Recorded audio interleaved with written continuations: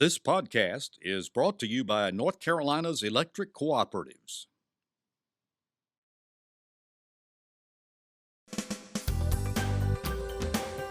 This is NC Spin, an unrehearsed discussion on issues of interest to North Carolinians. Now, here is your moderator, Tom Campbell. Thank you for joining this week's NC Spin. We've had a busy week and we've got lots to talk about. We'll begin by discussing how we got a new interim chancellor at East Carolina, then ask about a legislative ploy on teacher pay increases, move to the state treasurer's call for the replacement of the DOT secretary, plus we'll talk about a ruling that no congressional elections can be held without new districts being drawn. And if we got time, we'll look back at topics we've talked about over the 21 years of NC Spin.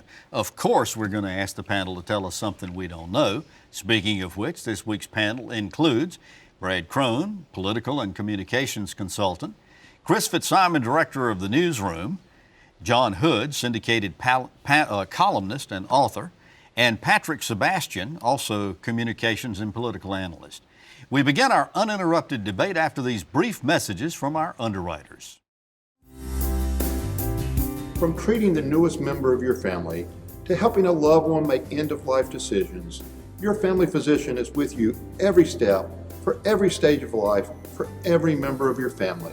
Despite a healthcare landscape fraught with potential landmines, family physicians across North Carolina are providing you a lifetime of committed, dependable medical care. Family Physicians, your trusted healthcare advisor for life. Life's busy, but you're in control. As an electric cooperative member, you have access to lots of tools to help manage your home energy use and budget, so you can focus on what's most important. NC Spin is brought to you in part by the North Carolina Farm Bureau. The Farm Bureau and Agriculture. We keep North Carolina growing. Before we begin, we want to join the millions of North Carolinians in honoring the life of Senator Kay Hagan, who died this week. Kay had been a legislator and a senator. We celebrate her service to North Carolina. Let's get started. If you thought that between the State Fair, Halloween, and Daylight Savings Time, things might slow down a bit, you'd be wrong. We want our panel to talk about the busy news week we've had. I'll start with you, Patrick Sebastian, talking about the announcement last Saturday that interim chancellor Dan Gerlach was resigning.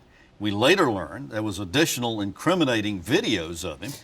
Both the UNC Board of Governors and the ECU Board of Trustees met Tuesday and announced that Ron Mitchelson, who had been the acting chancellor since Gerlach's suspension, was being named interim. Now, you're an ECU alum, and you're plugged in down there. Tell us your reactions to all this news. Well, ECU Pirate Nation cannot catch a break. It's been a really rough year or so for ECU, and it's what disturbs me are the unforced errors that ECU is having.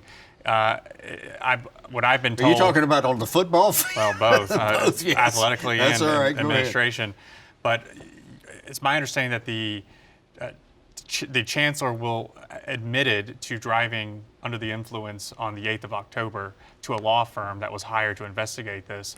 But since then, the university unfortunately has not been forthcoming about this, and the chancellor himself was not forthcoming. He went on shows like Henry Hinton and other radio shows and said, I did nothing wrong. And frankly, when I saw the first video of him at the bar, I thought, well, this is it. Yeah. But it turns out there's a lot more than that, and he was not forthcoming about it. He's hurt the reputation of the university. He's certainly hurt the reputation of himself. And it's going to take a little while for us to dig out of it, unfortunately. Here's the interesting thing to me about this, Brad. I want to know how those videos from Greenville, municipal videos, were released to someone.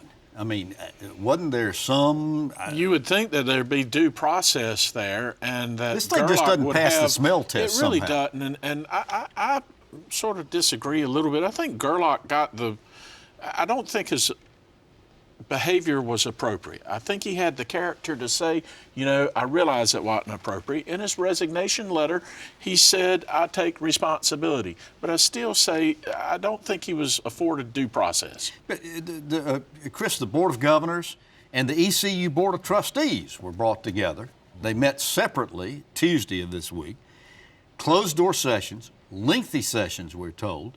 after it was over with, nothing was said until Thursday when they announced the new interim chancellor. I mean, do we have any idea what was going on in these meetings? Well, one thing that allegedly was going on is that there was a no confidence vote for interim President Bill Roper. That was not successful. Remember, he's already announced that he's leaving, I think it's in June, stepping down as interim UNC system president. So that was going on. This is the latest example, I think, in what is, sorry to say, a dysfunctional university administration these days. We've had controversy surrounding Harry Smith, who lives in Greenville. We've had controversy surrounding Dan Gerlach. Now, by the way, the person who was involved, is in some way involved in this investigation, was also a friend of Tom Fetzer, a board member, when Tom Fetzer was doing his own investigation of a possible chancellor at Western Carolina, which was very controversial. He did that outside the board. There's so many things that aren't. The only conclusion is we have a mess in the administration of one of our biggest and most important institutions, the University of North Carolina system. John, so far as it goes, is everything out now? Have we heard everything? I don't believe so. I think there's more to come, but here's what I would say. I agree that there's a disarray, administrative problems. Yeah. I think that what the university system in general, what ECU in particular, and other campuses in particular need, is some real effective leadership. Now, that's the easy thing to say, but here's what I mean specifically. First of all, proceed as if you're conducting the public's business, because you are. You are no different from the Department of Public Safety. You're a state agency. Behave like one. Number two, at least appear to be fair-minded. Try to stop all these factional fights, making everything about a partisan dispute. The institution, the University of North Carolina and its constituent campuses, it's a critical part. It's a big chunk of where we spend our state money. It's a significant chunk of where people get their higher education. It is a significant economic driver, intellectual driver, medical driver in our state. And we simply need grown-ups. If they are progressive or moderate or conservative, there are grown-ups in all of those categories. They need to step forward, work together, and straighten this mess out. It is having a significant effect on the people who work in the system and on the rest of North Carolina. Patrick, final word. Well, I gotta say, the problem is for ECU was the act. For some reason, there's been an investigation to find out who the whistleblower is for this situation, and as alluded, a good friend of mine, Peter Romer, is now being blamed for being the whistleblower, but he has documentation showing that he indeed had nothing to do. But he did get the videos. I believe he obtained the video, but he's being accused of videos? He's getting accused of sending this to the media, and I don't think he was even in the country at the time when that was happening. But the problem was what the act was, and the not being transparent. The rumors about of this it. started Friday afternoon, frankly, after we'd finished taping last week's show, and they started circulating around. Let's switch over and move to the legislature. The week started when Senate President Pro Tem Phil Berger announced that he was going to calendar the veto override for Monday night, which you got to give the guy some props for, because he did announce to all the members that this was going to be put on the calendar. Now, rumors went all over about sweeteners that were being offered to Democrats and to break the ranks and override the veto, and there was tension all week long, but no vote. Why? John?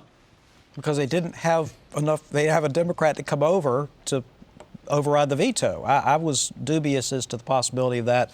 Initially, I think they tried, that there were significant conversations, there were significant attempts. They even passed a version of teacher pay increases and other instructional pay increases that would be larger if the budget was overridden. It was significant anyway, about 4% over 2 years without an override, but it would have been higher with. So that was another attempt to try to get a Democrat or two to cross ranks. They just didn't get there. Chris, you've been following the legislature. Have you ever seen a stunt like this pulled before? Which one?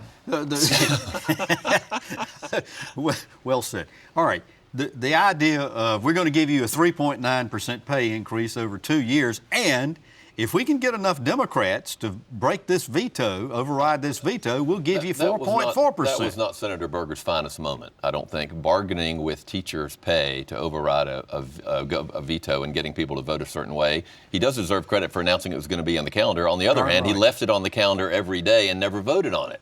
So at some point, this gets to be absurd. Well, it had been in the House that way for a long time. And that was wrong, too. Well, under the circumstances, this move may have backfired to a certain extent.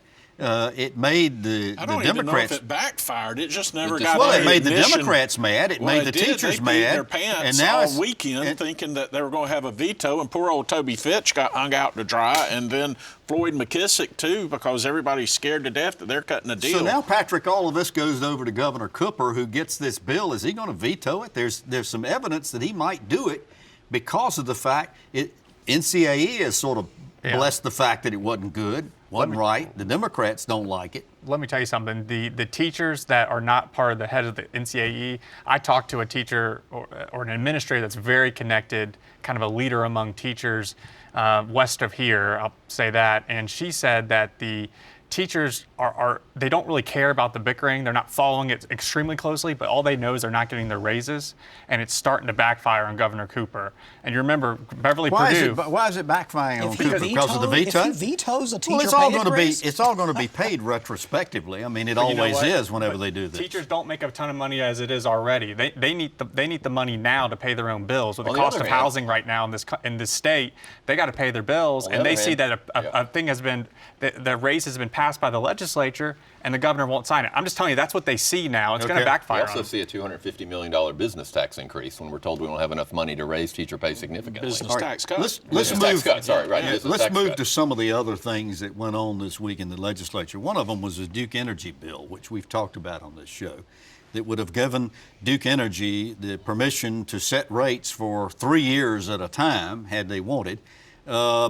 It languished in the House. It was obvious it wasn't going to get passed. They finally modified this, stripped that provision out, and gave Duke authority to be able to pass bonds to help pay for the coal ash cleanup. That was the best option all the way around, Tom, but who in the right mind would think to give Duke Energy a blank check to set their rates anytime they wanted to?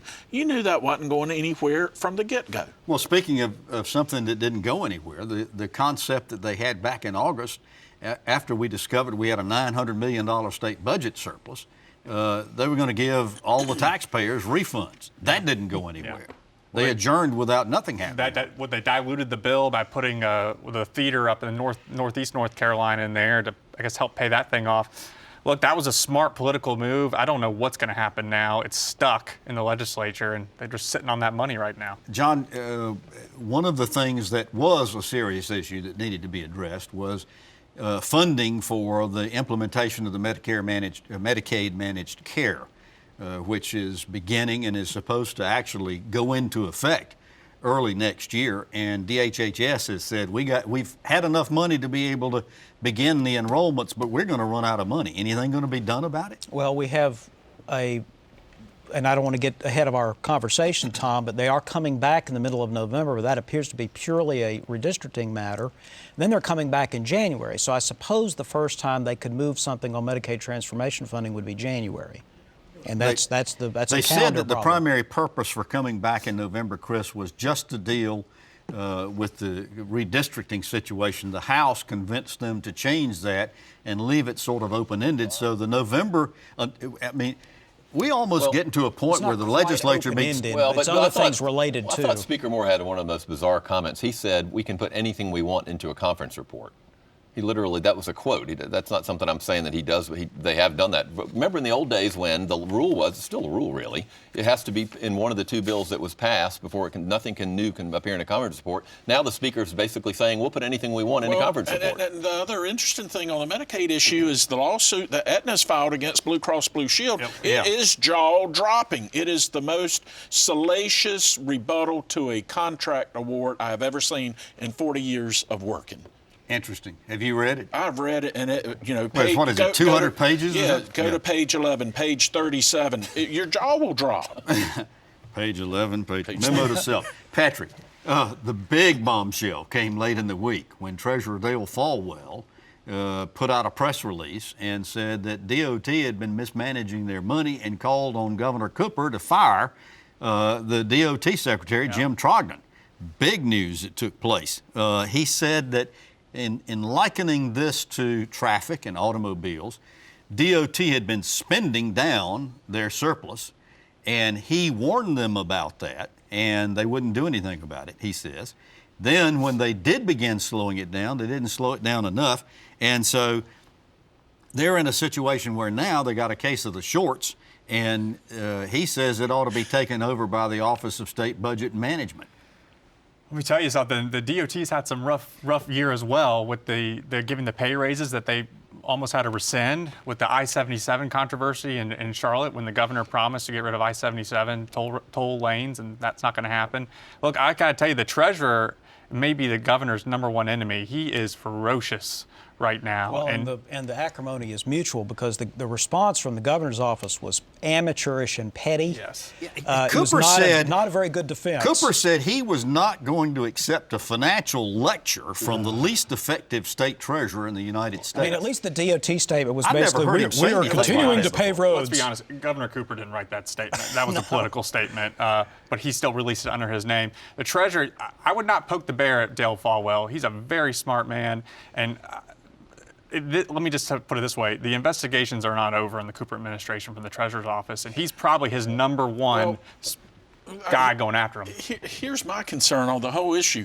2 years ago, the legislature was given the green light, double green light, to the Department of Transportation to expedite projects. Because they had too much money accumulated, and they told them to start spending it. And then you have the impact of the MAP ruling, which is the storms. So they've had cash flow crises, and it's a management issue. I don't think there's any type of scandalous intent. Yeah, I mean, the problem here is that the MAP Act settlements and the hurricane stuff, they're real. Those are significant effects. They just don't explain the whole problem. Yeah. And they certainly don't explain why the state treasurer was not consulted about transferring particularly money. transferring money from the Highway Trust Fund to the Highway Fund. And then you call the state treasurer ineffective? I think he's doing his job.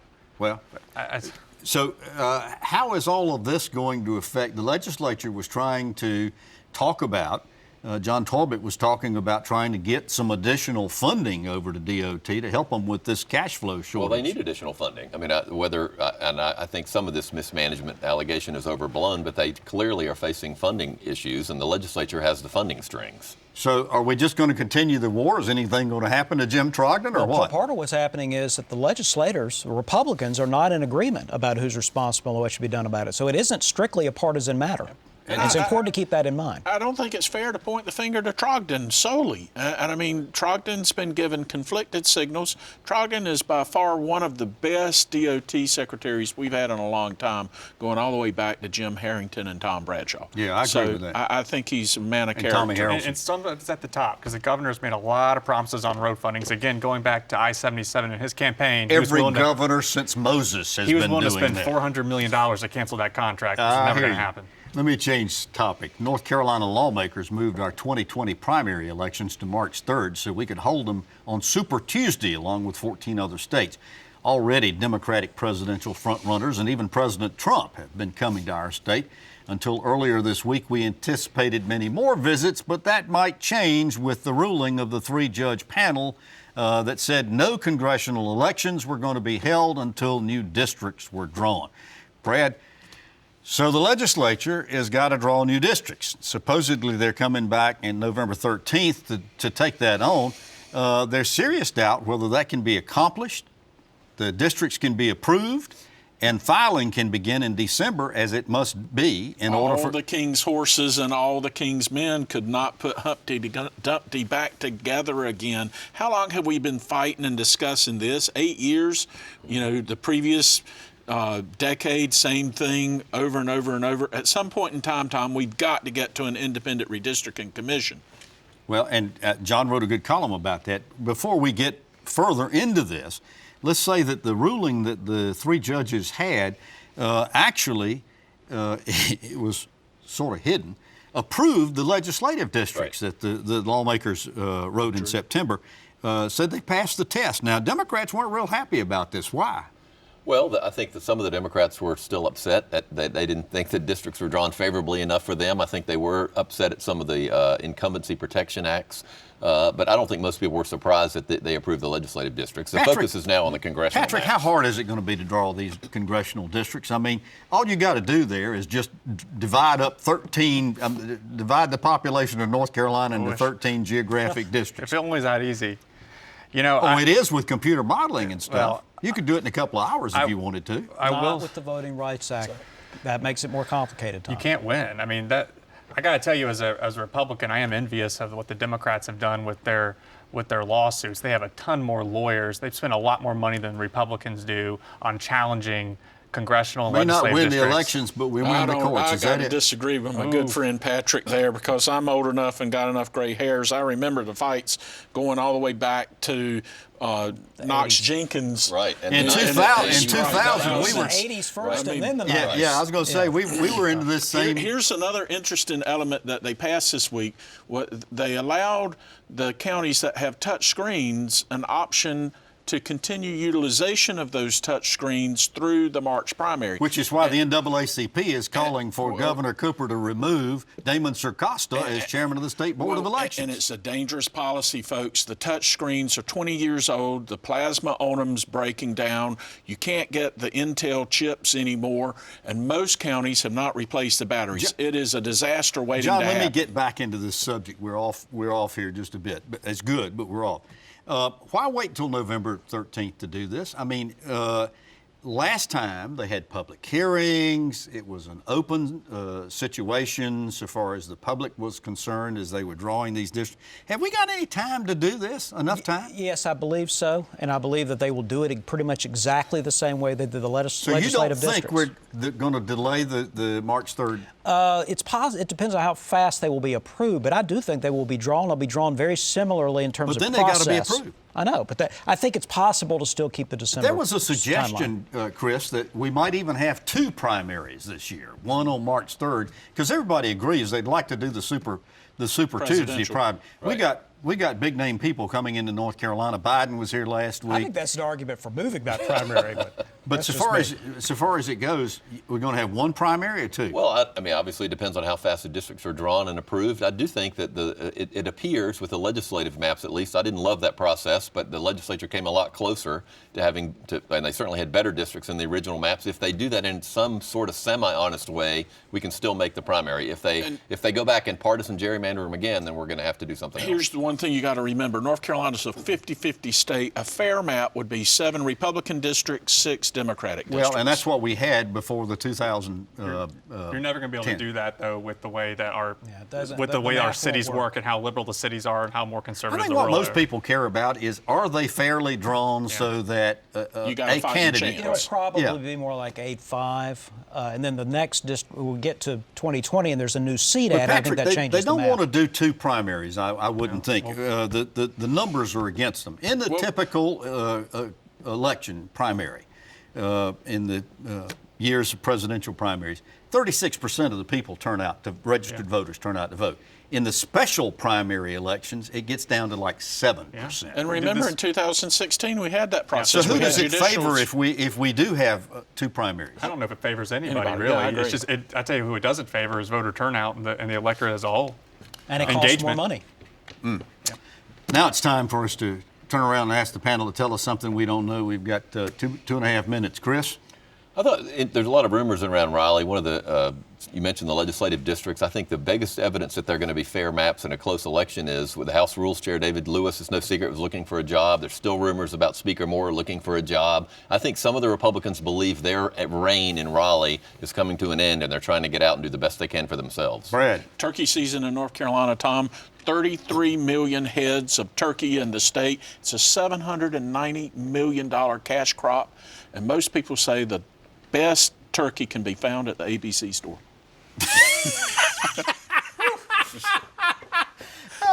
Mr. Wild Turkey. Patrick, please bail me out here. Tell us something we don't know. I'm hearing there's a really good possibility that a redistricting reform bill will be coming out before 2020 to put that thing up, not to the voters, but passing the legislature to actually have an independent commission of some sort built in. And you know, the most favorable one seems to be the constitutional amendment. So somebody's got to get on their horse and get moving. John, tell us something we don't know. So a quick point of personal privilege about the passing of Senator Hagan. Some of you know that my wife Tracy and Kay both got encephalitis at roughly the same time. And Chip Hagan, Kay's husband, and my wife had a lot of very emotional and tough conversations, and our heart goes out to the Hagan family, and thanks to the Hagan family for what they did for the Hood family. Good people, no question about it. Which is a sterling example of how political differences don't matter when you get down into personal issues and so forth like that. That's true. Well, you've heard our spin on the issues of the day. To stay informed all during the week, sign up for our free weekly email newsletter, give your feedback, and read my weekly column. Visit our website, ncspin.com, or catch NC Spin on Facebook. And while there, be sure to subscribe to our podcast and also our YouTube channel. Join us next week for more balanced debate for the Old North State. Until then, stay informed and watch out for the spin.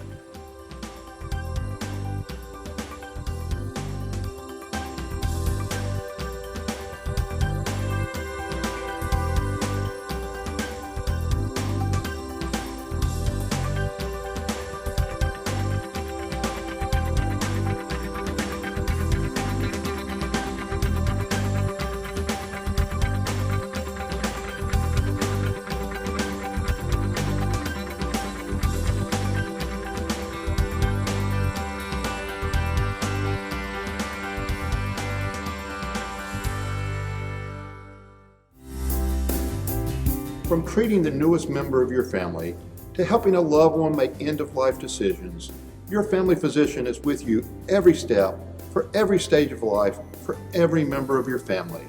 Despite a healthcare landscape fraught with potential landmines, family physicians across North Carolina are providing you a lifetime of committed, dependable medical care. Family Physicians, your trusted healthcare advisor for life. Life's busy, but you're in control. As an electric cooperative member, you have access to lots of tools to help manage your home energy use and budget, so you can focus on what's most important. NC Spin is brought to you in part by the North Carolina Farm Bureau. The Farm Bureau and Agriculture. We keep North Carolina growing.